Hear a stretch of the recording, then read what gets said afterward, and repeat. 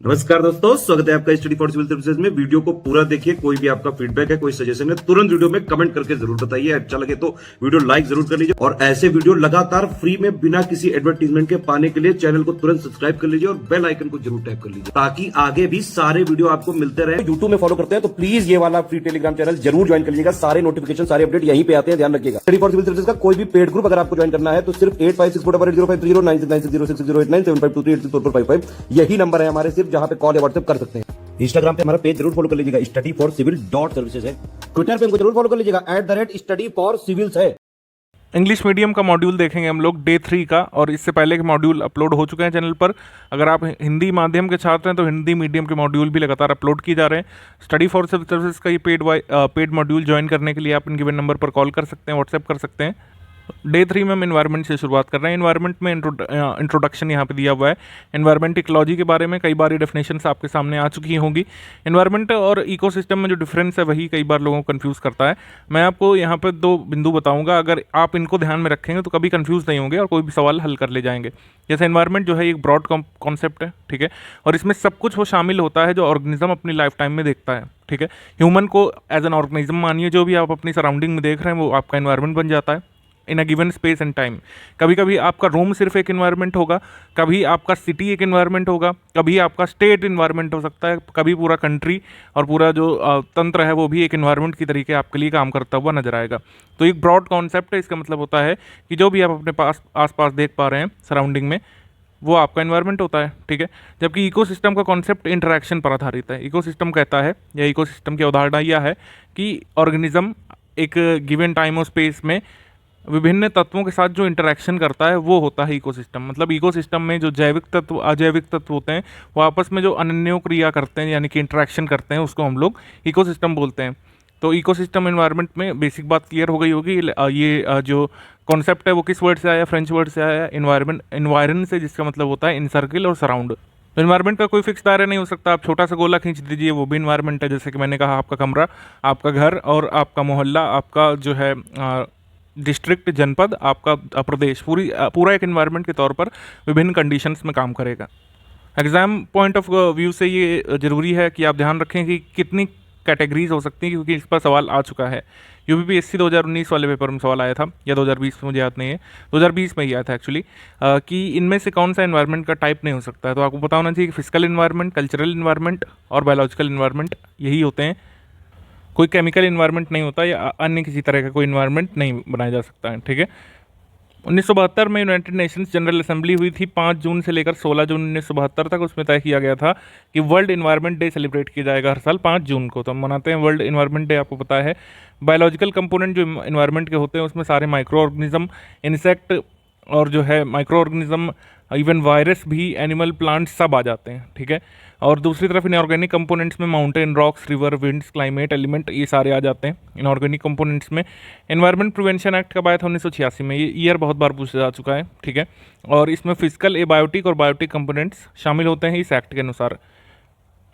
हाँ, एक बात ध्यान रखना है कि जो हमारा एनवायरनमेंट प्रिवेंशन एक्ट आया था उसमें एनवायरनमेंट को इस तरीके से डिफाइन किया है कि फिजिकल, एबायोटिक और biotic components and their interaction. वैसे इंटरेक्शन वर्ड जो है इकोसिस्टम के लिए मैंने बताया है, लेकिन जो हमारा ये पर्यावरण संरक्षण अधिनियम है 1986 के अनुसार जो अनन्य क्रिया जो होती है, जो इकोसिस्टम को डिफाइन करने के लिए हम लिखते हैं, वो एनवायरनमेंट में ही शामिल हो जाती है इस एक्ट के अनुसार। जाहिर सी बात है कि एक्ट का दायरा बड़ा रखना होगा, क्योंकि एक्ट में कई सारे जो है प्रावधानों को लागू करने के लिए ऐसा डेफिनेशन बनाने की ज़रूरत थी।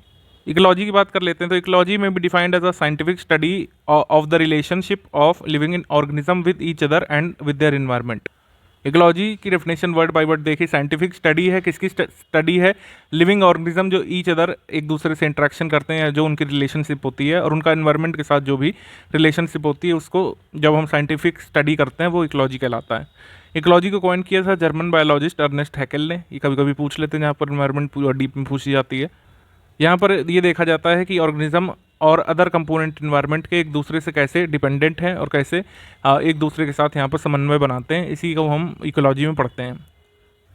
Ecology not only deals with the study of relationship of individual organism with their environment, but also with the study of populations, community, ecosystems, biomes and biosphere as a whole. यानी कि ecosystem, environment, population, community, जितने भी कह सकते हैं hierarchy होती है, यहाँ पे हायरार्की दिखाऊंगा मैं अभी आपको, उन सभी को शामिल करते हैं इसमें। इकोलॉजी में नहीं कि सिर्फ इन्वायरमेंट की स्टडी कर रहे हैं, इकोसिस्टम को छोड़ दे रहे हैं, या पॉपुलेशन की स्टडी को छोड़ दे रहे हैं, ऐसा नहीं है। बायोम, इकोसिस्टम, पॉपुलेशन, कम्युनिटी सभी को कवर किया जाता है इसमें। लेवल्स में हम देखेंगे, ऑर्गेनिज्म होता है पहले, ठीक है, फिर आपका ये पॉपुलेशन होती है, फिर कम्युनिटी होती है, फिर इकोसिस्टम होता है। इस तरीके से हम लोग देख सकते हैं इसमें। इंडिविजुअल सबसे पहले, ठीक है, फिर पॉपुलेशन यहाँ पे, फिर कम्युनिटी हम देख सकते हैं यहाँ पे, ठीक, फिर इकोसिस्टम देख सकते हैं, फिर बायोम देख सकते हैं, और फिर बायोस्फीयर देख सकते हैं। इस तरीके से ये हायरार्की इस तरीके से बनती है। अब हम बात कर लेते हैं हैबिटेट एंड ऑर्गेनिज्म की। हैबिटेट वर्ड क्या है? हैबिटेट वो फिजिकल इन्वायरमेंट होता है जहाँ पर ऑर्गेनिज्म रहता है, ठीक है। The place where organism lives is known as habitat.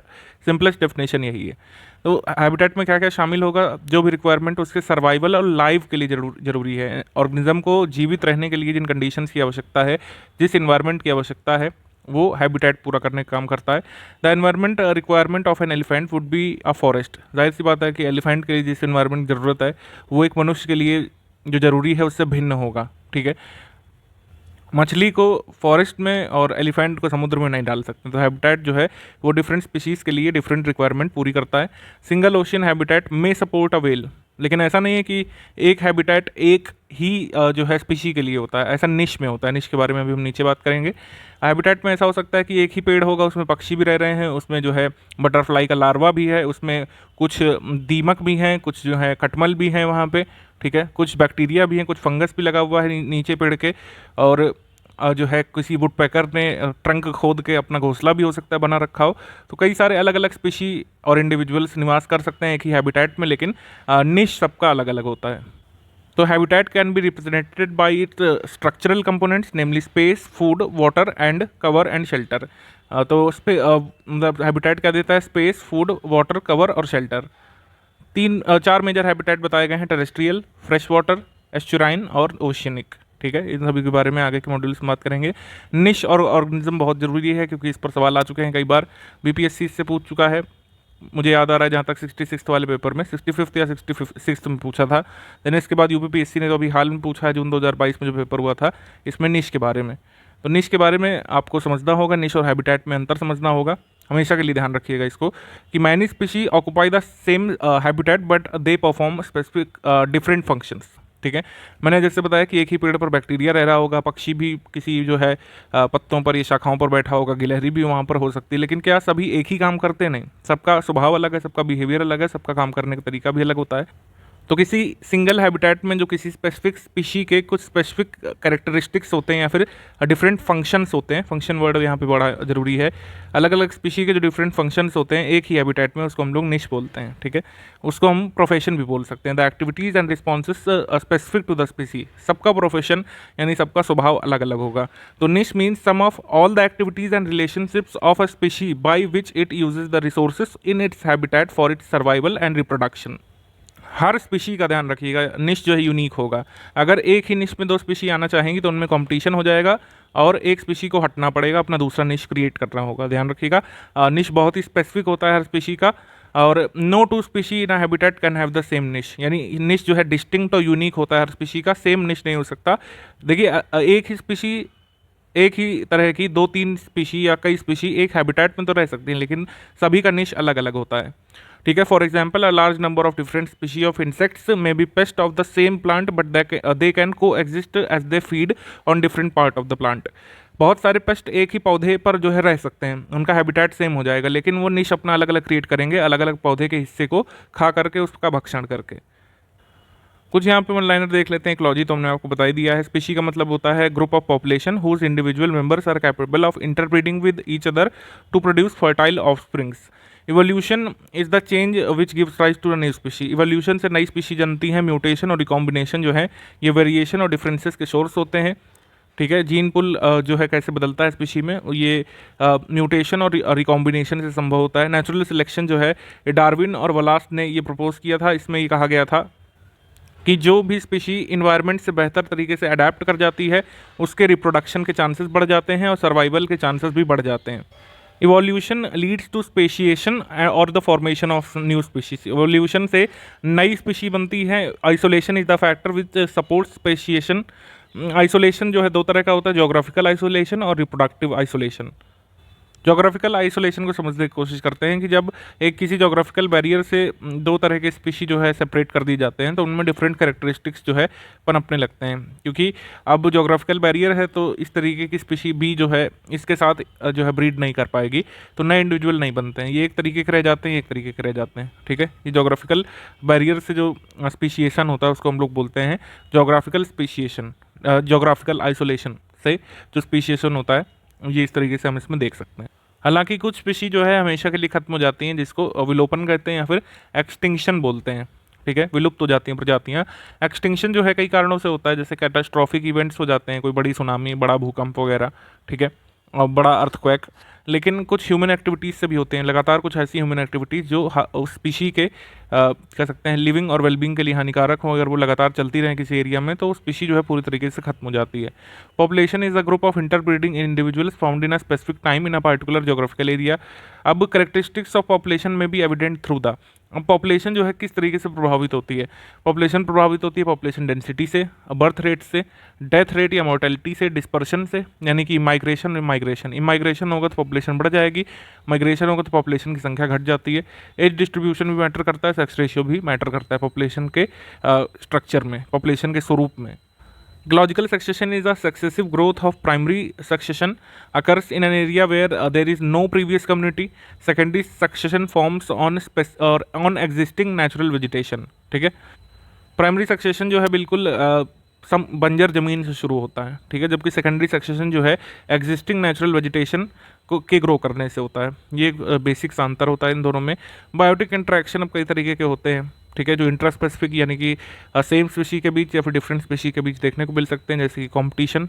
ठीक है, कॉम्पिटिशन जो है सेम स्पीशी के बीच होता है, डिफरेंट स्पीशीज़ के बीच भी, और इसमें दोनों का नुकसान होता है। ठीक है, कंपटीशन जैसे कि मैंने बताया कि अगर सेम निश को अगर दो स्पीशी ऑक्यूपाई कर लेती हैं तो उनमें फिर कंपटीशन हो जाता है। ऐसे फ़र्ज़ करिए कि कोई छोटा सा जंगल का एरिया है और उसमें अगर दो लिपॉर्ड आ गए, ठीक है, दो लिपॉर्ड अगर वहाँ पे आ गए और उसमें एक ने हिरन का शिकार किया तो दूसरा उससे उस शिकार को छीनने की कोशिश करता है, और अगर एक हिस्सा छीन ले गया तो दोनों लिपॉर्ड का घाटा हो गया। अगर वो अलग अलग निश में रह रहे होते तो दोनों अपना अपना अलग हिरन मारते और उसको खाते। ठीक, तो कंपटीशन में दोनों का घाटा हुआ। दूसरी तरफ अब हम देखेंगे म्यूचुअलिज्म।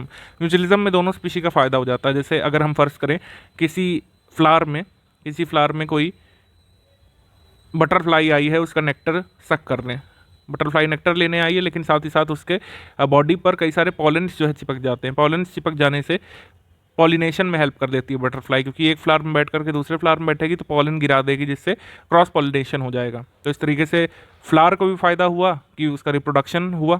ठीक है, उसकी स्पीशी आगे बढ़ी, और बटरफ्लाई का फ़ायदा हो गया कि उसको नेक्टर मिला। ठीक, तो ये प्लस प्लस वाली चीज़ हो गई। प्रिडेशन में तो एक स्पीशी का घाटा हो जाता है, दूसरे का फ़ायदा होता है। मान लीजिए कि मछली को मार करके कोई जो है जंगली भालू खा गया, तो मछली का घाटा हुआ, भालू का फ़ायदा हुआ, सिंपल। पैरासाइटिज्म में भी एक स्पीशी का घाटा होता है, एक का फ़ायदा होता है। हमारे बॉडी में हम देख सकते हैं इसको बहुत अच्छे से।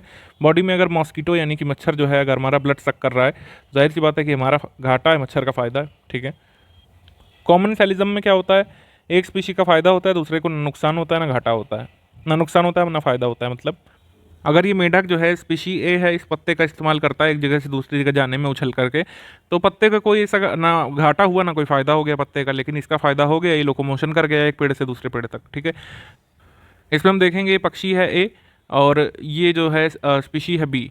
अब ये जो है जब चरता है तो कई सारे घास में छोटे छोटे ये कीड़े बैठे होते हैं और इसके घास खाने से एक्सपोज हो जाते हैं, तो ये इनको दिख जाते हैं, ये इन कीड़ों का भक्षण कर लेता है। तो बी ने जो है ए को फ़ायदा पहुंचाया, लेकिन बी का कोई ना नुकसान हुआ ना फ़ायदा हुआ। ठीक, अब एमेंसेलिज्म की बात कर लेते हैं। एमेंसेलिज्म में एक स्पीशी का नुकसान होता है और दूसरे का कोई घाटा नहीं होता है, ना फ़ायदा होता है।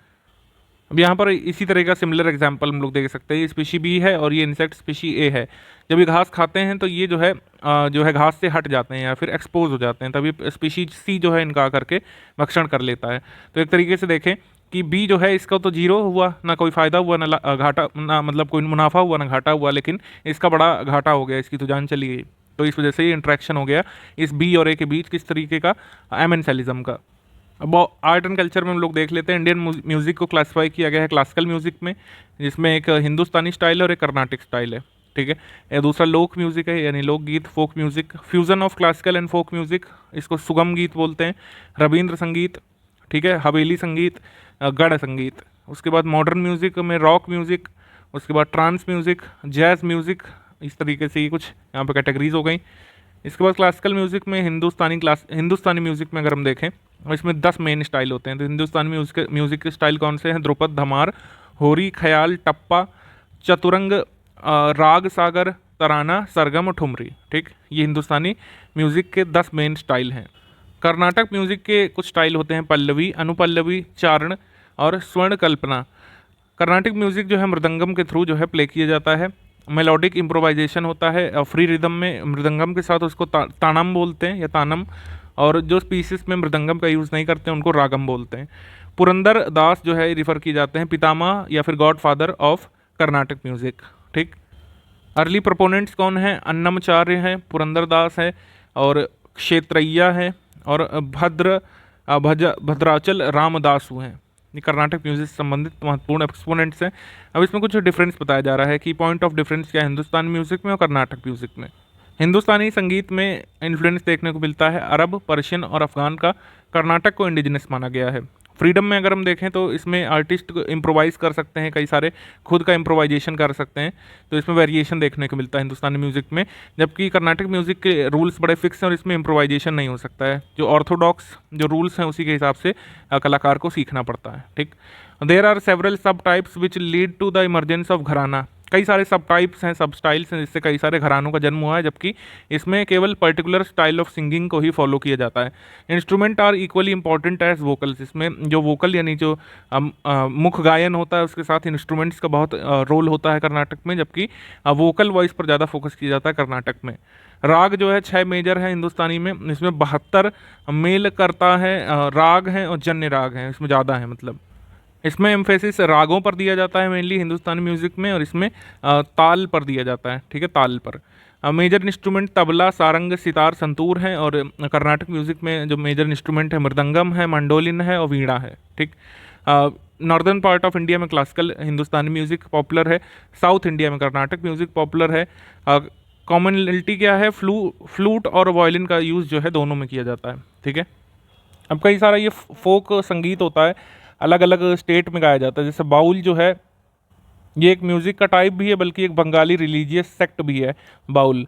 फिर वणावन ये जम्मू कश्मीर में गाया जाता है। पंडवानी जो है छत्तीसगढ़ में, और तीजन बाई जो है बहुत महत्वपूर्ण यहाँ की पंडवानी म्यूज़िक से संबंधित कलाकार थी, ठीक है। उसके बाद आल्हा जो है ये मध्य प्रदेश में गाया जाता है। बुंदेलखंड रीजन उत्तर प्रदेश में भी गाया जाता है, बिल्कुल ध्यान रखिएगा। महोबा वगैरह साइड।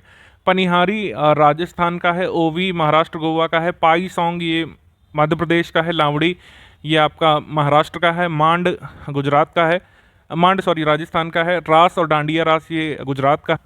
पोवादा ये आपका महाराष्ट्र का। खोंगजोम परबा ये आपका मणिपुर का। भाव गीते ये कर्नाटक और महाराष्ट्र का। मांडो आपका गोवा का, मांडवी नदी बहती है गोवा में, तो याद रखना आसान है। कोल्लनालू या कोलट्टम ये आंध्र प्रदेश में। बिहू सॉन्ग और तोकारी सॉन्ग ये असम में। माडिगा दप्पू और मलजमिदीका ये आंध्र प्रदेश में। भावगीत और दोल्लू कुनीता ये आपका कर्नाटक में। नट्टूपुरा पाट्टू ये गाया जाता है तमिलनाडु में। भाटियाली यादुगन ये वेस्ट बंगाल में। पुलाया और पड़रिया ये आपका केरल में। और उसके बाद जादुनी रेश खाग्र और ये केरल में होता है। बराई नियोग ये आपका अरुणाचल प्रदेश। अदर मिसलेनियस में सोहर जैसे बिहार में गाया जाता है चाइल्ड बर्थ के दौरान। जिक्र ये असम में गाया जाता है, इसमें टीचिंग ऑफ इस्लाम इससे संबंधित है जिक्र। इसके बाद जा जिनजा ये अरुणाचल प्रदेश में मैरिज के दौरान गाया जाता है। नयोग ये जो है मैरिज सेरेमनी के एंड में गाया जाता है अरुणाचल प्रदेश में। हेलिया मिलियू ये डांसिंग सॉन्ग है नागालैंड में। निलियू ये आपका नागालैंड में लेजेंड्स और मिथ्स के बारे में है, ठीक है।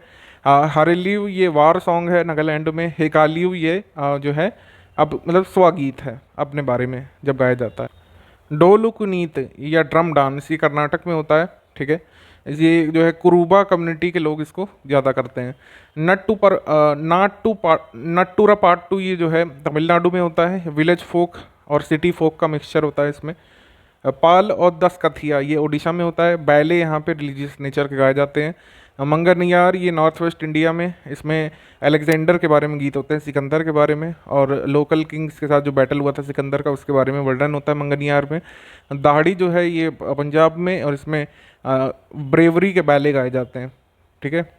इसके बाद बसंत गीत ये गढ़वाल उत्तराखंड में होता है, और ये बसंत पंचमी फेस्टिवल के दौरान गाया जाता है। विल्लू पार्ट 2 ये रिलीजियस होता है, और इसमें अच्छाई की बुराई पर जो जीत होती है उसके बारे में सॉन्ग होता है। सूकर के बिया इसमें जो कॉस्मोलॉजिकल डाइटीज थे शुक्र और बृहस्पति, उनके बीच का जो यहाँ पर प्रेम है उसके बारे में बताया गया है। साई कुटी जाई ये सॉन्ग होता है फोक सॉन्ग मिजोरम में। ब्रेव मैन और हंटर्स के बारे में यहाँ पर बताया जाता है। लाई हरोबा इशेई ये मणिपुर में होता है। मैती जनजाति के लोग इसको गाते हैं। लाई हरोबा फेस्टिवल जो है ये सणमाशिसम करके जो सेक्ट है उसके लोग इसको गाते हैं। वीरागेस ये कर्नाटक में होता है दशहरा के दौरान। छकरी ये कश्मीर में होता है, फेरी टेल्स और लव स्टोरी के बारे में सॉन्ग है। भूटा सॉन्ग ये आपका केरल में होता है, इसमें song against evils and ghost. उसके बाद खुबा केशई ये आपका मणिपुर में होता है, और सब लोग जो है ताली बजाकर इसको गाते हैं। झुमायर ये होता है ईस्टर्न स्टेट्स में, और ये जो मतलब ये चाय उगाने वाली जो जातियाँ हैं उसमें पॉपुलर है असम में। बोर गीत ये असम का है, असम में गाया जाता है। इसमें शंकर देव और महादेव के बारे में, शंकर देव महादेव ने 15वीं और 16वीं शताब्दी में एकाशरण धर्म जो है उससे संबंधित ये गाया था। झूरी जो होता है ये एक्स्ट्रा मैरिटल रोमांस के बारे में है, हिमाचल प्रदेश में। क्रॉप प्रोडक्शन के बारे में देखेंगे। फादर ऑफ एग्रोनॉमी बोलते हैं पित्रो डी क्रिजेंजी को। कवर क्रॉप्स वो क्रॉप्स होती हैं जिनको सॉइल इरोजन और हैवी रेनफॉल से सॉइल को बचाने के लिए उगाया जाता है, जैसे उर्द, पीनट, पैराग्रास, स्वीट पोटैटो, काउपी। और जो कंटूर लाइंस में जो उगाई जाती हैं उनको कंटूर क्रॉप्स बोलते हैं। लैंड और वाटर कंजर्वेशन की दृष्टि से ऐसी क्रॉप्स उगाई जाती हैं। कैश क्रॉप्स होती हैं आपकी jute, tobacco, sugar cane. Commercial crops में jute, cotton, tobacco, sugar cane, tea, coffee, rubber ये सब आ जाते हैं। उसके बाद प्लांटेशन क्रॉप्स जो भारत की इंपॉर्टेंट है उसमें tea, coffee, rubber, sugar cane, banana वगैरह आ जाते हैं। एनर्जी क्रॉप जिनको हम इथेनॉल वगैरह ऑब्टेन करने के लिए यूज़ करते हैं, जैसे कि शुगर केन, पोटैटो, मेज़, टैपियोका, जट्रोफा। कई बार हमसे ये पूछा जाता है कि कौन सा रबी में आती, कौन सी खरीफ में, कौन सी जायद में, क्योंकि अभी हरियाणा पीसेस ने ये पूछा है। हमको कई बार लगता है बहुत पहले पूछी जा चुकी है ये सब चीज़ें, अब नहीं आएंगी, लेकिन फिर भी दिमाग में रखना चाहिए। खरीफ सीज़न जो है जून से सितंबर का होता है नॉर्दर्न स्टेट्स में, और सदर्न में भी यही है। रबी सीज़न अक्टूबर मार्च और जायद अप्रैल से जून तक चलता है। ठीक है।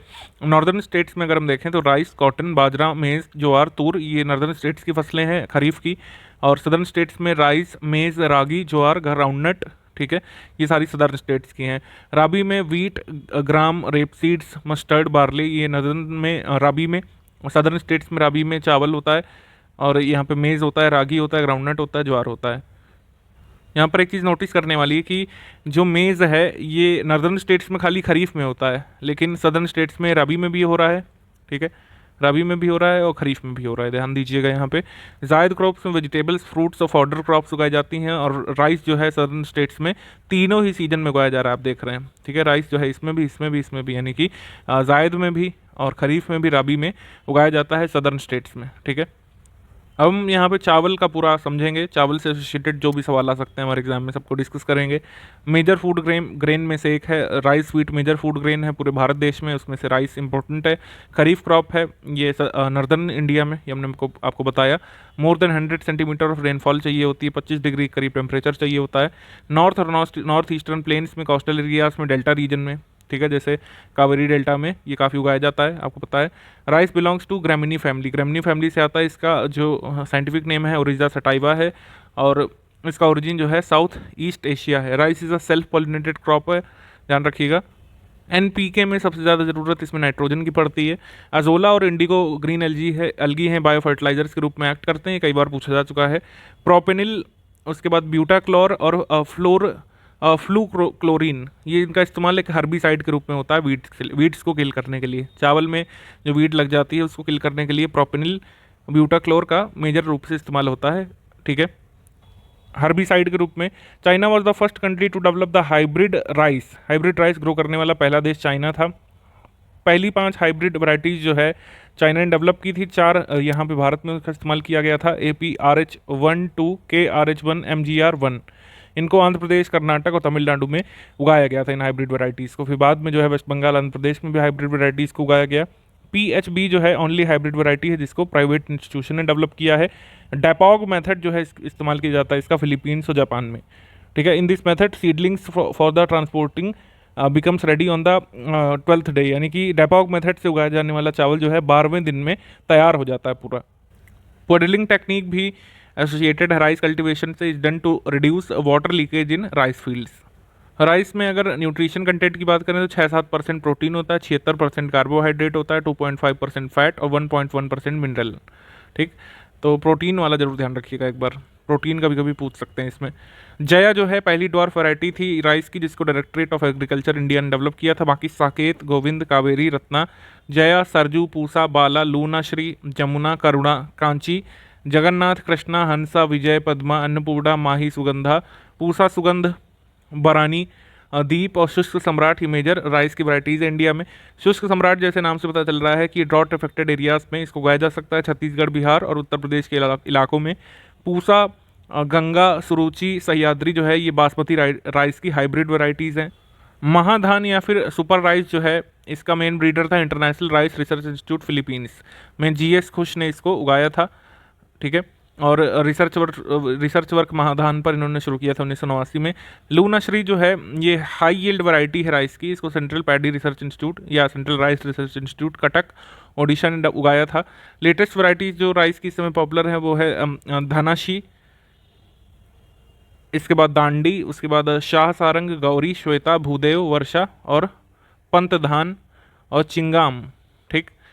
खैरा जो है ये जिंक डेफिशिएंसी से जो है लग जाता है राइस में, मतलब खैरा रोग जो है चावल में हो जाता है जिंक की डेफिशिएंसी से, जिंक की अल्पता से।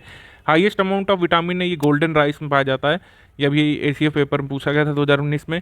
विटामिन B1 थाइमीन जो है डिस्ट्रॉय हो जाता है जब राइस को वॉश किया जाता है और पॉलिश किया जाता है। अब हमारे एग्जाम में जो 2020 में हुआ था UPPC से, उसमें क्या पूछा गया था, एक्चुअली 2019 वाला, उसमें यही तो पूछा था कि पॉलिश्ड राइस खाने से कौन कौन सी डिसीज़ हो जाती है, तो उससे हो जाती है बेरी बेरी डिसीज़, क्योंकि जो B1 है वो थाइमिन नहीं मिल पाता है पॉलिश्ड राइस में, वो पॉलिश करने से जो अपर लेयर होती है वो हट जाती है जिसमें थाइमिन होता है, इस वजह से पॉलिश राइस खाने से बेरी बेरी डिसीज़ हो जाती है, ठीक है। Advance varieties of basmati rice developed by IARI यानी कि रिसर्च इंस्टीट्यूट के द्वारा जो उगाया गया है वो है सुगंध के नाम से, ब्रांड नेम सुगंध है। World's first super fine grain है, ठीक है, world's first super fine grain. और फर्स्ट बायोटेक राइस जो है जो फार्मर्स को मिला था वो है पूसा 1460।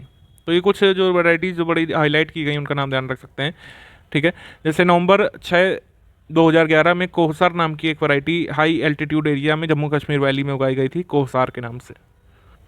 पूसा 1509 करके एक वैरायटी आई थी और ये काफ़ी रेजिस्टेंट थी बैकानी डिसीज़ जो पैडी या राइस में हो जाती है उससे रेजिस्टेंट ये वैरायटी थी पूसा 1509। 5 फरवरी 2016 में जो है चेन्नई बेस्ड जो जोग्राफिकल इंडिकेशन रजिस्ट्री है इसने जोग्राफिकल इंडिकेशन प्रोवाइड किया था इंडियन बासमती राइस को। वीट के बारे में अगर हम देखें तो सेकेंड मोस्ट इंपॉर्टेंट क्रॉप है, 50 से 75 सेंटीमीटर की इवनली डिस्ट्रीब्यूटेड रेनफॉल चाहिए इसको, ठीक है। 10 से 25 डिग्री का टेम्परेचर चाहिए होता है। ट्रिटिकम एस्टिवम जो है साइंटिफिक नेम है। कहाँ कहाँ उगता है राइस आपको पता है कि गंगा प्लेन में तो उगता ही है, साथ ही साथ ये थोड़ा सा डेक्कन रीजन में भी उगता है ब्लैक क्ले सॉइल में। इंडियन वैराइटीज़ जो है वो ट्रिटिकम कॉम्पैक्टम है और ट्रिटिकम स्पाइरोकोकम है। और मोहनजोदड़ो का एक्सकवेशन हुआ था उसमें यही 2 स्पीशीज़ जो है पाई गई थी। ट्रिटिकम एस्टिवम को ऑल ओवर इंडिया मतलब कल्टीवेट किया जा रहा है और इस वैरायटी को डेवलप करने का श्रेय जाता है डॉक्टर नॉर्मन बोरलॉग को, जिनको फादर ऑफ ग्रीन रिवोल्यूशन भी कहा जाता है। इनको नोबेल पुरस्कार भी मिला था इसके लिए। गेहूं से एसोसिएटेड जो नाटा किस्म है, जो ड्वार्फ जीन है, वो नोरिन है। नोरिन के बारे में पूछा गया था ACF पेपर में 2019 में, ठीक है। नोरिन ये आइसोलेट की गई थी वीट की स्पीशीज से जापान में और फिर बाद में इसको इंट्रोड्यूस किया गया था नोरिन 10 के नाम से USA में। नोरिन जीन के बाद जो है ड्वार्फ और कोल्ड वीट जीन्स जो है बनाई थी USA ने, ठीक है। नॉर्मल ई बार्लो ने अदर स्पीशी भी डेवलप की थी 1961 से 1962 तक। नॉर्मन बोरलॉग को नोबेल प्राइज़ मिला था पीस की कैटेगरी में ठीक है। एग्रीकल्चर के लिए कोई नोबल नहीं होता है, आपको पता है, ये पूछा गया था 2018 पीसीएस में, कई लोग कंफ्यूज हुए थे। पूछा था कि इनको किस कैटेगरी में पुरस्कार मिला है। इनको मिला था पीस की कैटेगरी में, ठीक है, यानी शांति की कैटेगरी में, क्योंकि अगर खाद्य सुरक्षा मेंटेन हो जाएगी तो कई सारे युद्ध रुक जाते हैं, ऐसी अवधारणा होती है। तो पीस की कैटेगरी में नॉर्मन बोरलॉग को नोबेल पुरस्कार मिला था। 1963 में गवर्नमेंट ऑफ इंडिया ने 100 kilo seeds Mexican wheat varieties की नाटे किस्म की मंगवाई थी, ठीक है, rock failure foundation of India की मदद से, rock failure foundation of America की मदद से, माफ़ कीजिएगा, ठीक है। सोनोरा 64, सोनोरा 63 लर्मा रोजा के नाम से ही इनको जो है डेवलप किया गया था। इनमें से सोनारा 64 जो थी ये एक इंड्यूस्ड म्यूटेंट स्पीसीज थी। क्रिटिकल जो है ये क्रॉस होता है वीट और राई का। एक मार्कोनी या मैक्रोनी वीट होता है, ये नॉन इरिगेटेड कंडीशंस में उगाया जाता है जहाँ पर बहुत ज़्यादा इरिगेशन के सोर्स ना अवेलेबल हो। तो ये मध्य प्रदेश में, गुजरात में, राजस्थान, महाराष्ट्र में वहाँ उगाया जाता है जहाँ पर इरिगेशन फैसिलिटीज़ ज़्यादा ना उपलब्ध हो। इसको ट्रिटिकम ड्यूरम बोलते हैं, ठीक है। इसको हार्ड वीट भी कहा जाता है, hard wheat. 100 kg seed per hectare काफ़ी होती है गेहूँ की बुआई के लिए। 20 से 30 kg पर हेक्टेयर यहाँ पे डिबलर मेथड में गेहूं की ज़रूरत होती है। Zero tillage forty seed drill का इस्तेमाल किया जाता है वीट को बोने में। ये टेक्निक्स का नाम ध्यान रखिएगा, किस फसल से जुड़ी हुई टेक्निक है, कभी कभी एग्जाम में आ जाता है। न्यूट्रिएंट में अगर हम देखें तो करीब 100 से 120 किलो नाइट्रोजन, 50 से 60 किलो फॉस्फोरस और 40-50 किलो पोटाश की ज़रूरत होती है पर हेक्टेयर, ठीक है। गेहूँ में लगने वाली बीमारियों की बात करें तो फंगस बहुत लग जाता है गेहूँ में, और रस्ट के नाम से हम इसको जानते हैं। Yellow rust, brown rust, black rust, ये रस्ट लग जाती है गेहूं में। करनाल बंट भी एक डिसीज़ है जो वीट में हो जाती है और ये भी फंगस से होती है। टिलैशिया इंडिका से ये डिसीज़ हो जाती है करनाल बंट। एक हर्बिसाइड जो है आइसो प्रोट्यूरॉन के नाम से इस्तेमाल किया जाता है, जो कि फेलेरिस माइनर नाम की जो आपकी वीड है उसको किल करता है। वीट में न्यूट्रिशन अगर देखें तो 8 से 15% प्रोटीन, बाकी कार्बोहाइड्रेट, फैट और 2% मिनरल मिलते हैं इससे। ग्लूटेन जो है ये हाई क्वांटिटी में मिलता है, जो कि प्रोटीन होता है, गेहूं मिलता है gluten. Vitamin B1, B2, B6, E ये वीट में पाए जाते हैं। और बहुत ज़रूरी एक बार आ चुका है हमारे एग्जाम में कि विटामिन E का स्रोत क्या है। विटामिन E का स्रोत है वीट जर्म ऑयल या फिर गेहूँ अंकुर तेल। इससे विटामिन A बहुत प्रचुर मात्रा में मिलता है, वीट जर्म ऑयल। 50% से 70% तक जो टोटल प्रोडक्शन होता है रबी सीजन में, उसमें गेहूं का हिस्सा होता है। अगर हम बात करें कि भारत में जो ग्रीन रेवोल्यूशन का जो फेज़ था उसमें वीट बहुत भारी मात्रा में उगाया गया था और इसको कई बार गेहूं क्रांति भी कहा जाता है, क्योंकि गेहूं पर यहाँ पर विशेष ध्यान दिया गया था। उसके बाद मेजर वैरायटी जो वीट की होती हैं वो लर्न करनी है। सोनालिका, अर्जुन, कुंदन, अमर, भवानी, चंद्रिका, देश रत्न, कंचन, गिरजा, गोमती, प्रभानी, कल्याण, सोना, मैक्रोनी और राज 3077। इसके बाद पूसा सिंधु गंगा के नाम से ये वैरायटी उगाई गई थी। फिर पूसा किरण एक है, फिर नीलगिरी खापली है, पूसा मालवी है। ये सब जो वैरायटीज़ हैं ये वीट की हैं। आईकार के साइंटिस्ट ने पूसा बेकर नाम से नई स्पीशी बनाई थी जो बिस्कुट्स वगैरह बनाने का काम आता था। पूसा बेकर जो है हिली एरियाज में उगाया जा सकता है। इतना काफ़ी। अब मेज़ के बारे में बात कर लेते हैं। मेज़ जो है खरीफ क्रॉप है नॉर्दर्न इंडिया में, बाकी सदर्न इंडिया में दोनों में, खरीफ रबी दोनों में उगाई जाती है। कार्बोहाइड्रेट सबसे ज़्यादा मिलता है मेज़ से, करीब जो है 79%। 5% प्रोटीन मिलता है, 5% फैट और 2.0% यहाँ पर मिलता है मिनरल्स। स्टार्च का कंटेंट काफ़ी ज़्यादा होता है, आप देख पा रहे हैं 79% कार्बोहाइड्रेट करीब। मेज़ एक C4 प्लांट है, ये भी ध्यान रखिएगा। बोटेनिकल नेम जी मेज़ है और इसको क्वीन ऑफ ग्रेन्स भी कहा जाता है मेज़ को। This crop is used in the production of biodiesel, ठीक है। मेज़ कल्टीवेशन भी पोर्टुगीज़ के देन है। भारत में 15वीं शताब्दी से उगाया जा रहा है, यानी कि पोर्टुगीज़ के आगमन के बाद। वीट, बार्ली, राइस जो है, जबकि ये बहुत अनंत काल से उगाए जा रहे हैं, आपको पता है। सोइंग सीज़न जो है खरीफ होता है जून में नॉर्दर्न इंडिया में।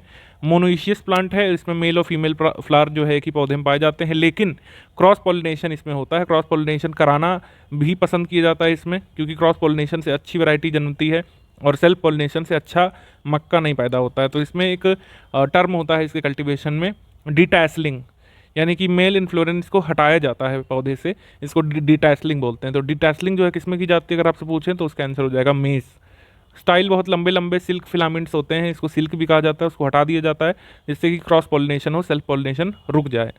मेज़ से जो प्रोटीन मिलता है उसको जीन बोलते हैं और इसमें ट्रिप्टोफेन और लाइसिन कम पाया जाता है। न्यूली डेवलप्ड वैरायटीज़ हैं प्रताप, पूसा अली, शंकर, डक्कन शंकर, प्रगति, प्रताप मक्का, वन, विवेक, गिरिजा और शारधामनी। मिलेट जो है ये हाईएस्ट ड्रॉट रेजिस्टेंस जो होते हैं सीरियल क्रॉप्स, और ये वाटर लॉगिंग और एसिडिक सॉइल से सेंसिटिव होते हैं। Highest amount of mineral production cereals में हमें मिलेट से मिलता है, यानी सबसे ज़्यादा मिनरल जो मिलता है किसी भी क्रॉप से मिलेट से मिलता है सबसे ज़्यादा 2.7%। और इससे काफ़ी सारा कैल्शियम भी मिलता है इसको कंज्यूम करने से हमको, ठीक है। मिलेट में लगने वाले जो रोग होते हैं वो हरित बाल होते हैं और एर्गॉट होते हैं, ठीक है।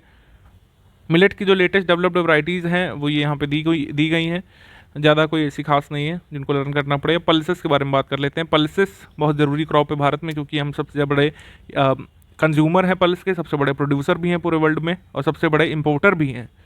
अरहर की जीनोम सीक्वेंसिंग की गई थी 2 नवंबर 2011 को नागेंद्र कुमार सिंह की लीडरशिप में, और आशा वैरायटी की यहाँ पे जीनोम सीक्वेंसिंग की गई थी। काउपी और मूंग जो है ये पल्सेस के रूप में, फॉडर के रूप में और ग्रीन मैन्योर के रूप में इस्तेमाल की जाने वाली फसलें हैं। मॉइस्चर कंटेंट जो है खड़ी फसल में 10 से 12% का होना चाहिए कटाई के समय, और ग्रेन यानी कि दानों में 14% से कम होना चाहिए इसको स्टोर करते समय, ठीक है, वरना इंसेक्ट इन्फेस्टेशन हो जाता है दालों में अगर मॉइस्चर कंटेंट 14% से ज़्यादा हो तो।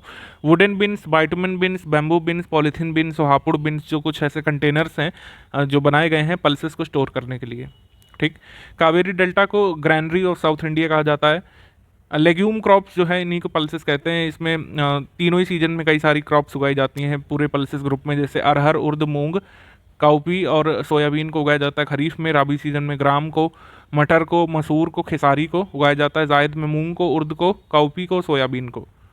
आपको याद होगा 2016 के आसपास दालों के रेट बहुत बढ़ गए थे, तो मिनिस्ट्री ने जो बैंड स्पीसीज थी खेसारी दाल की, जैसे कि रतन, प्रतीक और महातेवरा, इसको उगाने की फिर से मंजूरी दे दी थी। एक्चुअली इनको बैन इसलिए किया गया था क्योंकि इसमें एक मतलब डाई अमीन प्रोपिनोइक एसिड्स वगैरह ज़्यादा पाए जाने लगे थे जो कि हानिकारक हो सकते थे ह्यूमन हेल्थ के लिए, ह्यूमन न्यूरो सिस्टम के लिए। लेकिन जब शॉर्टेज देखी गई तो कहा गया कि अगर डाई अमीन प्रोपिनोइक एसिड को कम किया जाए इन प्रजातियों में से, तो इसको फिर से उगाने की मंजूरी दे दी गई थी, ठीक है। पल्सेस इंपॉर्टेंट क्रॉप होती हैं क्योंकि सॉइल फर्टिलिटी मेंटेन रखती है क्रॉप की। कुछ बैक्टीरिया जो है राइजोबियम स्पीशी को अपने रूट में जगह देते हैं और इसको नाइट्रोजन फिक्सेशन भी कहते हैं। लेगुमिनस क्रॉप में नाइट्रोजन फिक्सेशन होता है राइजोबियम के द्वारा, ठीक है, और विटामिन B12 का सिंथेसिस भी होता है। लेकिन एक बात ध्यान रखिएगा, रूट नोड्यूल फॉर्मेशन के लिए जिसकी ज़रूरत पड़ती है वो नाइट्रोजन नहीं है, वो बोरॉन है। यह आ चुका है BEO पेपर में, ध्यान रखिएगा। रूट नोड्यूल फॉर्मेशन के लिए क्या जरूरी है? बोरॉन जरूरी है, बोरॉन। बाकी पल्सेस क्रॉप जो है प्रोटेक्टिव भी होती हैं क्योंकि सॉइल इरोजन जो है बताती हैं, इनकी जड़ें जो है नीचे मिट्टी तक जाती हैं जिससे मृदा को पकड़ के रखती हैं, ठीक है, और मृदा का विस्थापन नहीं होता है, अपर्दन नहीं होता है। बहार, अमर, आज़ाद, मालवीय विकास, पारस, मालवीय चमत्कार, ये सब वैरायटी हैं PGNP की, ठीक है। और बाकी ये पूसा वाली आप इग्नोर कर सकते हैं, इतने कोड वगैरह नहीं आएंगे, ठीक है। जिनके नाम इस तरीके से हिंदी वाले, उनका नाम ध्यान रखिएगा बस। कुछ सॉइल बर्न डिसीजेज जो है पल्सेस में भी हो जाती हैं, इस वजह से यहाँ पे बाविस्तान या ब्रासिकल या थीरम नाम से इसका इस्तेमाल किया जाता है।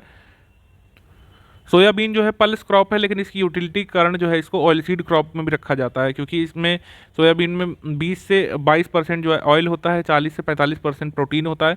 50% प्रोटीन जो है सोयाबीन केक में पाया जाता है जो कि कैटल फूड के रूप में इस्तेमाल किया जाता है। सोयाबीन का जो मतलब मिल्क होता है, सोया मिल्क जो होता है वो काऊ मिल्क के बराबर न्यूट्रिशियस होता है, उसको काऊ मिल्क से सब्स्टिट्यूट किया जा सकता है, ठीक है। इसके बाद हम देखेंगे कुछ वैरायटीज़ यहाँ पे दी हुई हैं, इसको अलग से भी देख लीजिएगा। जैसे ग्राम की वैरायटीज़ होती है सम्राट, पूसा चमत्कार, राधे, विशाल, उदय, ठीक है, और पी की होती है रचना, अपर्णा, सपना, उत्तरा, पूसा प्रगति, और मसूर की होती है मलिका, और प्रिया, पूसा वैभव, गरिमा और पंत, और मूंग की होती है पूसा बोल्ड, पंत 2, उसके बाद मोती होती है, उर्द की होती है वरदान, नरेंद्र, उसके बाद सोयाबीन की होती है पूसा 9814 और पूसा 9712, ठीक।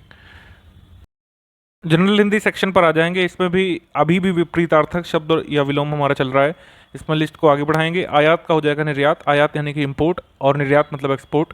आराध्य का हो जाएगा दुराराध्य, ठीक है। आहत का हो जाएगा अनाहत, आख्यात का अनाख्यात, आश्रित का अनाश्रित, ठीक है। आश्रित का आत्मनिर्भर भी अगर दिया हो आपके एग्जाम में तो उसको सही मानिएगा अगर अनाश्रित ना दिया हो, ठीक है। आश्रित का क्या हो जाएगा? आत्मनिर्भर, ये भी हो सकता है, अनाश्रित भी सही है। आभूषित का अनाभूषित, अंतरंग का बहिरंग, अकाल का सुकाल, अध्याय का अनध्याय, आनंद का निरानंद, आवर्तक का परावर्तक, इष्ट का हो जाएगा अनिष्ट, एक तरफा का हो जाएगा दुतरफा, इच्छुक का अनिच्छुक, ईमानदार का बेईमान, ईमानदारी का बेईमानी, उक्त का अनुक्त, और उच्च का हो जाएगा अनुच्च, निम्न या फिर नीचा। उच्च मतलब ऊंचा और निम्न मतलब नीचा। उच्छ्वास का हो जाएगा निश्वास, उठाना का हो जाएगा गिराना या बैठाना, उत्कर्ष का अपकर्ष, उत्तम का अनुत्तम या फिर अधम, उत्तरित का अनुत्तरित, उत्तेजन का प्रशमन, उत्तेजन यानी कि भड़काना, जलाना, और प्रशमन यानी कि बुझाना या शांत करना, उत्पन्न का अनुत्पन्न या फिर व्रत, उत्साही का अनुत्साही, उदग्र का अनुदग्र, उदात्त का अनुदात्त, उदासीन का आसक्त, उद्धत का अनुद्धत, और उद्यत का हो जाएगा अनुद्यत, उद्योगी का हो जाएगा अनुद्योगी, उधार का नगद, उन्मत्त का हो जाएगा अनुन्मत्त, अनुन्मत्त, उपकार का अपकार, उपजाऊ का अनुपजाऊ, और उपमेय का हो जाएगा अनुपमेय। आरंभ का हो जाएगा अंत, समापन या समाप्ति, आराम का तकलीफ हो जाएगा, आहार्य का अनाहार्य हो जाएगा, आगमन का अनागमन हो जाएगा। अगर यहाँ पर गमन दिया हो तो उसको भी सही मानिएगा, आगमन का गमन भी सही है और अनागमन भी सही है। आतुर का अनातुर सही है, आहार का अनाहार सही है, और अल्पज्ञ का बहुज्ञ या सर्वज्ञ भी सही है।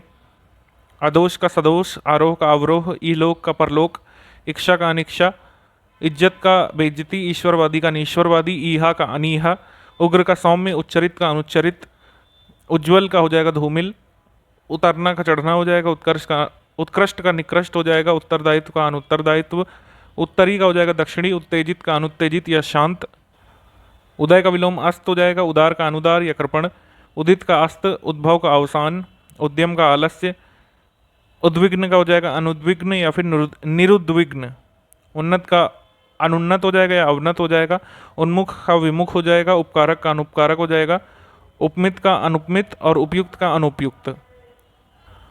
प्रारंभिक का हो जाएगा अंतिम, आरूढ़ का अनारूढ़, अंत का अनंत, और आत्मा का अनात्मा हो जाएगा, उत्साह का अनुत्साह, आवरण का अनावरण, अधूरा का अनधूरा या फिर पूरा अगर हो तो वो भी सही होगा, सिंपल सी बात है। अवनति का उन्नति, अतल का वितल, आचार का अनाचार, इति का हो जाएगा अथ या आदि, इक्षित का अनिक्षित या अनचाहा, इधर का उधर, ईप्सित का अनिप्सित, ईश का अनीश, उचित का अनुचित, उच्छिष्ट का अनुच्छिष्ट, उठना का बैठना, उतार का चढ़ाव, उत्कृष्टता का निकृष्टता, उत्तरायण का दक्षिणायन, उत्तीर्ण का अनुत्तीर्ण, उत्थान का पतन।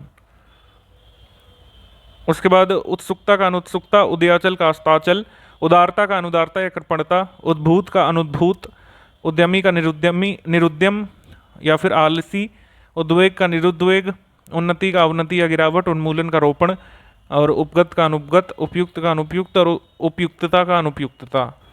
उपयोग का विलोम अनुपयोग भी होता है, दुरुपयोग भी होता है, दुष्प्रयोग भी होता है। उपरिलिखित का हो जाएगा निम्नलिखित या फिर अधोलिखित दोनों।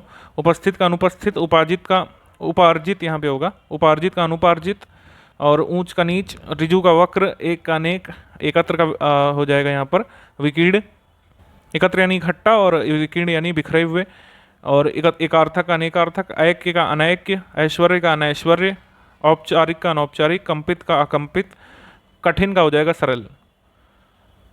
उपयोगी का अनुपयोगी, निरुपयोगी, उपलब्ध का अनुपलब्ध, उल्लंघन का अनुल्लंघन, और अनुल्लंघन के अलावा यहाँ पर अगर अनुपालन दिया हो तो उसको सही मान लीजिएगा,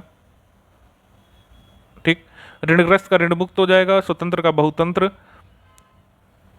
एक पक्षी का बहुपक्षी, एक ईश्वरवाद का बहुदेववाद, ऐच्छिक का अनैच्छिक, ऐहिक का हो जाएगा पारलौकिक, औपचारिकता का अनौपचारिकता, कच्चा का पका या पक्का, कठोर का मृदु या फिर कोमल, ऊपरी का हो जाएगा अधः, ऊपर यानी ऊपर, अधः यानी नीचे, उपलब्धि का अनुपलब्धि, उपादेय का अनुपादेय, उल्लास का विषाद, ऊपर का नीचे, रित का अनृत, एकता का अनेकता, एकाग्रचित्त का अन्यमनस्क या दुचित्ता, एड़ी का चोटी हो जाएगा, ऐतिहासिक का अनैतिहासिक, औचित्य का अनौचित्य, अंजूस का शाखर्च, मुक्त हस्त, उदार, ठीक है। कटु का हो जाएगा प्रिय या फिर मधु, कड़वा का हो जाएगा मीठा। करंट अफेयर पर आ जाएंगे हम लोग। अब देखेंगे डिक्लेरेशन ऑफ वीर बाल दिवस 26 दिसंबर। 9 जनवरी 2022 को पीएम मोदी जी ने अनाउंस किया था कि हर साल अब 26 दिसंबर को वीर बाल दिवस मनाया जाएगा। 10वें सिख गुरु गोविंद सिंह के 4 पुत्रों का जो बलिदान दिवस है उसको अब वीर बाल दिवस के रूप में मनाया जाएगा। वर्ल्ड ब्रेल डे होता है 4 जनवरी को। प्रवासी भारतीय दिवस 9 जनवरी को होता है। इसी दिन जो है महात्मा गांधी जो है लौट करके अफ्रीका से यहाँ पर आए थे, साउथ अफ्रीका से भारत आए थे, तो इस वजह से हम इसको 2003 से मनाते हुए आ रहे हैं। वर्ल्ड हिंदी डे यानी विश्व हिंदी दिवस 10 जनवरी को होता है। और हमारा हिंदी दिवस कब होता है? 14 सितंबर को, आपको पता है। स्टार्टअप इंडिया इनोवेशन वीक 10 से 16 जनवरी को मनाया गया था। एग्री न्यूट्री गार्डन वीक ये 10 जनवरी से 17 जनवरी को मनाया गया था नेशनल रूरल लाइवलीहुड मिशन के अंतर्गत। नेशनल यूथ डे मनाया जाता है 12 जनवरी को, स्वामी विवेकानंद जी की जन्म तिथि पर ही मनाया जाता है national youth day. Thiruvalluvar day ये मनाया जाता है 15 जनवरी को। तिरुकुर्रल के लेखक तिरुवल्लुवर जो हैं उनके बर्थ ओकेजन पर ये मनाया जाता है। नेशनल स्टार्टअप इंडिया डे ये मनाया जाता है 16 जनवरी को। ओपन डेटा वीक 17 से 21 जनवरी के बीच मनाया गया था। Statehood day of Tripura, Manipur and Meghalaya, ठीक है, ये 50वां स्टेटहुड डे था, ध्यान रखिएगा।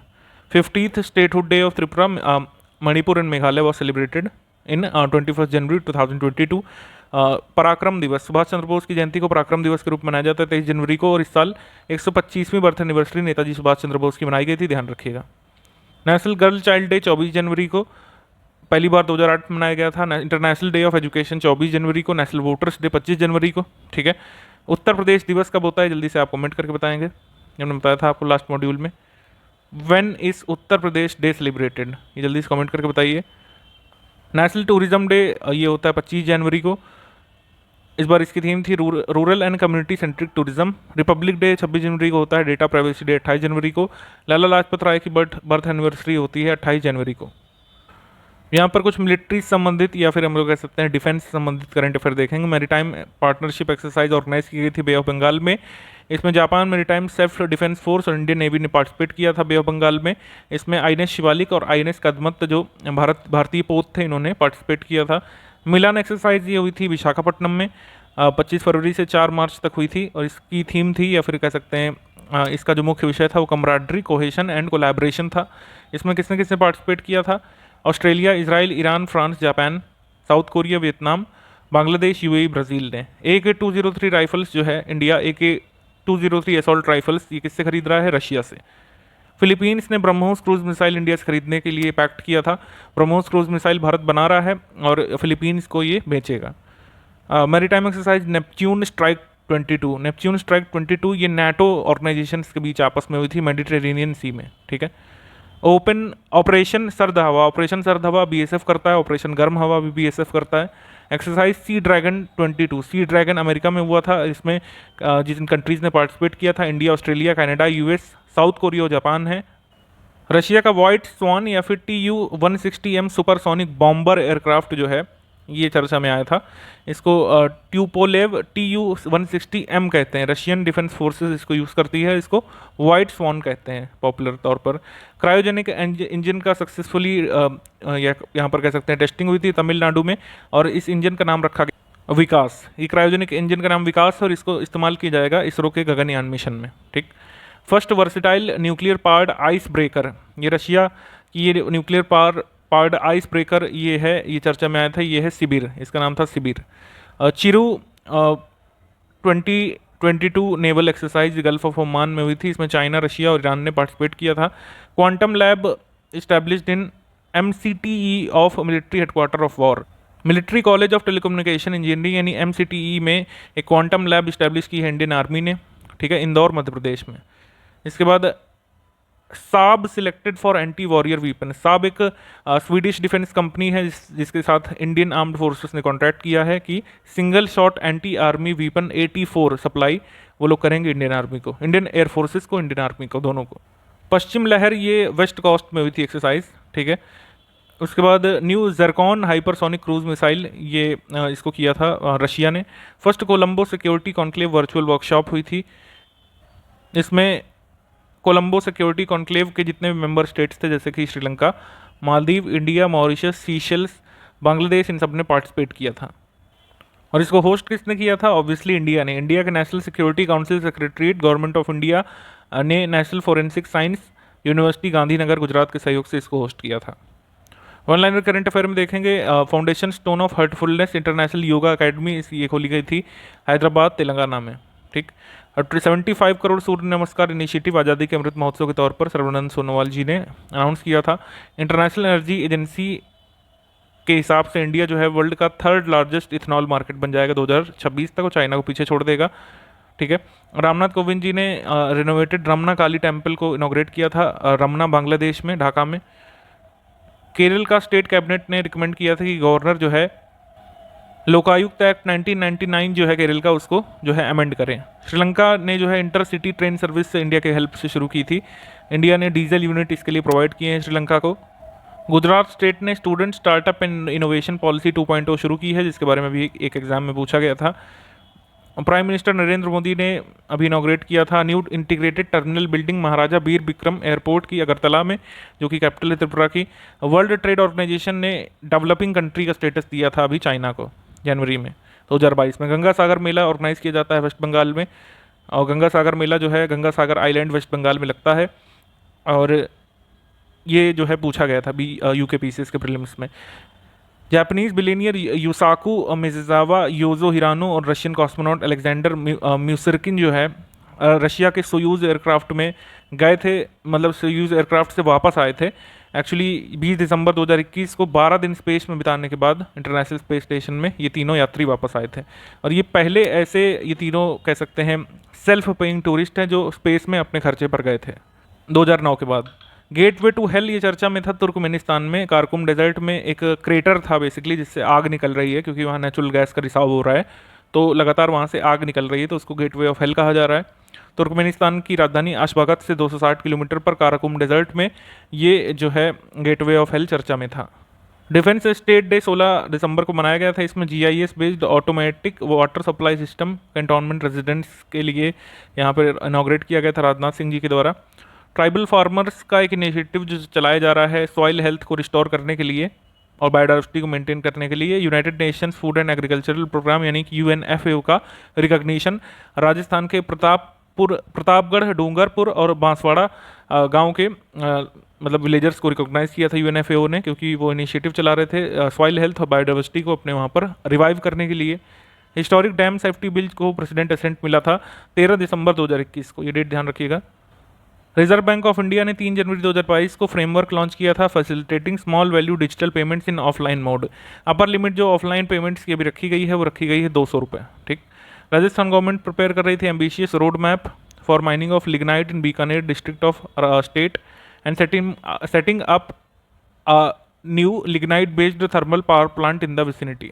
राजस्थान जो है लिग्नाइट का खनन शुरू करने वाला है, साथ ही साथ राजस्थान में नए यूरेनियम के डिपॉजिट्स मिले हैं, तो ये सब डेवलपमेंट्स हैं राजस्थान में। दिल्ली की गवर्नमेंट ने एक वन स्टॉप वेबसाइट यहाँ पे शुरू की थी इलेक्ट्रिक व्हीकल्स को राज्य में प्रमोट करने के लिए। यूनियन मिनिस्टर धर्मेंद्र प्रधान ने national education alliance for technology NEAT 3.0 regional languages में लॉन्च किया था। ठीक है।